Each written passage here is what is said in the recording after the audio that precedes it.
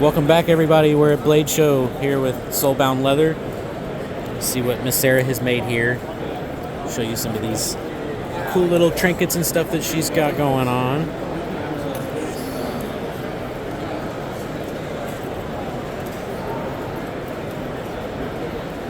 Hi, Sarah. Hi. How are you, ma'am? I'm doing great. So I wanted to try to get some insight and see kind of what got you started in leather making. So I started working with leather a long time ago. Well, it used to not be a long time ago, but now it was a long time ago.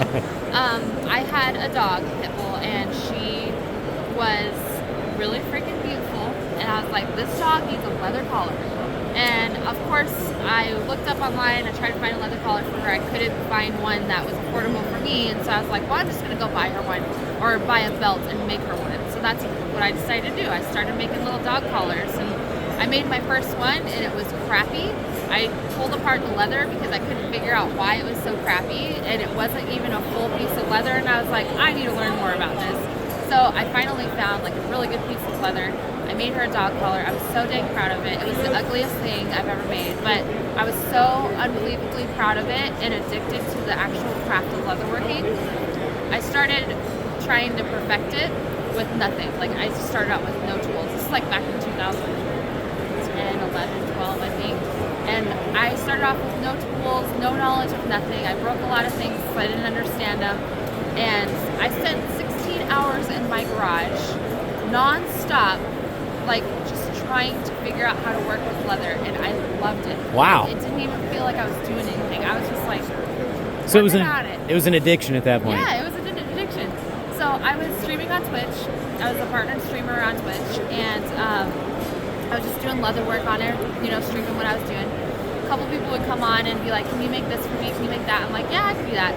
I had one guy come on and ask me if he could make, it was Rogers Customs. Right. And he asked me if I could make knife sheaths, and I said, sure, I'll try to make a knife sheath. Sent me these knives. I made the ugliest knife sheaths, learned how to do them a little bit, and he was my most consistent customer. Really? And so I was like, there's got to be something here. So then someone else named Jason with Diabetes Industries, he was a leather worker, and he was like, I see that you're making knife sheaths, and I want to teach you how to do it right. And I was like, okay. So he taught me how to make knife sheaths, and it turned out he learned off of Paul Long. Oh, wow. That's actually how we all got started. Like, So Paul basically taught you. basically, yeah. Awesome. And I actually know Paul now, and he's pretty awesome. Well, He that's- said that my knife sheaths are really cool. That's really neat. Yeah. So I have to ask, what is your favorite piece to make? Like, if you had to pick one, what is your favorite thing to make? Okay, it is not a knife sheath, if you can believe that. Okay. But I just discovered that, like, probably about 2 or 3 months, well, maybe it was like 6 months ago now. I wanted to make a watch strap for myself. Okay. And so I learned how to do it, and then I watched a bunch of people doing it. And the one thing about watch straps that I really like is like the whole hand making process. I don't want to manufacture anything when I make a watch strap. And you have to know so much about leatherworking and be precise with measurements and everything. And a lot of people hate that. But for some reason, I'm like completely in love with it. So when I make a watch strap, I feel like I'm in like a different world. Like I'm sitting there and I'm just like, nothing else matters but what I'm doing right here. And Right. I love doing it. So if it's not a watch strap though, it's definitely inlay leather sheaths. Those are my second favorite. Inlay leather sheaths? Yes. And those were some of the ones that we were looking at down here as well. Yeah, so this would be an inlay. Right. And those are beautiful. So is that actually underneath the outside layer of Yes. so your border here is actually added last essentially? You build the underside or So I glue these onto the layer of leather here. Okay. And then there's a filler in there. And then I stitch around that secondly. And then these layers, so there's a top layer, and then there's a welt, and then a bottom layer, and then that's stitched around after that. Nice. I usually always put a liner in it. So there's another layer of leather just underneath this one that this is stitched to. Cool. Yeah. Well, this is really unique. I'm going to have you make me a watch strap now for this guy.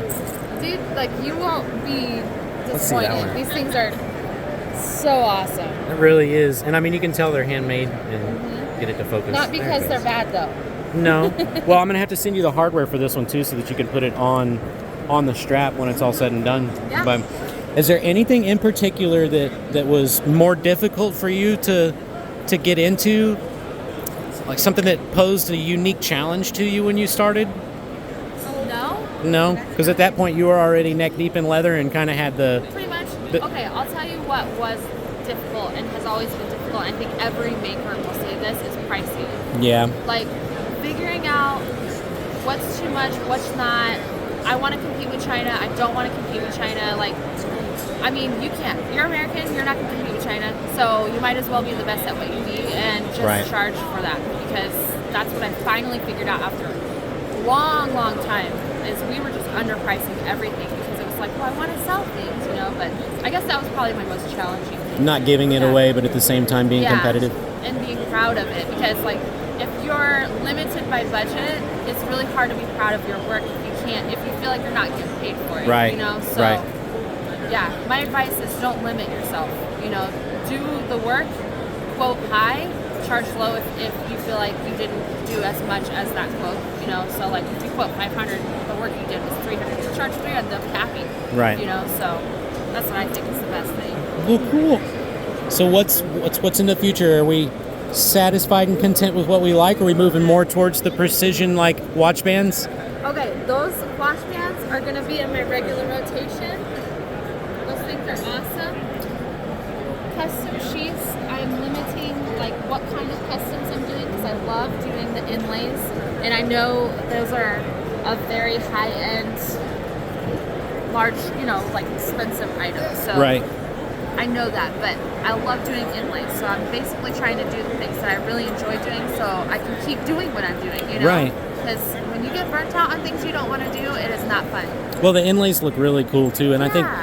a lot of people, especially with the fancier knives, they're going to want the fancier sheath as well. Yeah. Especially if the price points, like you say, it's Exactly. right where it needs to be. So. Right.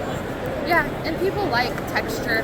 You know, they want to feel. Leather's a feeling object. You know, like you want to feel what it is going to be like. It patinas over time. It moves with your item. You know, so you want to touch it, and a lot of people really like that texture, and I do too. I'm with them. I think you're right. That a lot of things nowadays are turning more tactile, and Yeah. and that's a good thing. It's not a Yes. bad thing. Yeah. No, not at all. Well, Sarah, I appreciate you. Everyone, I'm going to show her little card here too. Check her out on Instagram.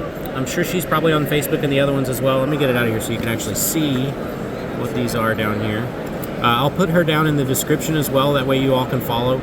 But yeah, if you need any custom leather work, give Miss Sarah a shout. Thank you so much, Sarah. you. Appreciate it. Have a good rest of your show. Thank you.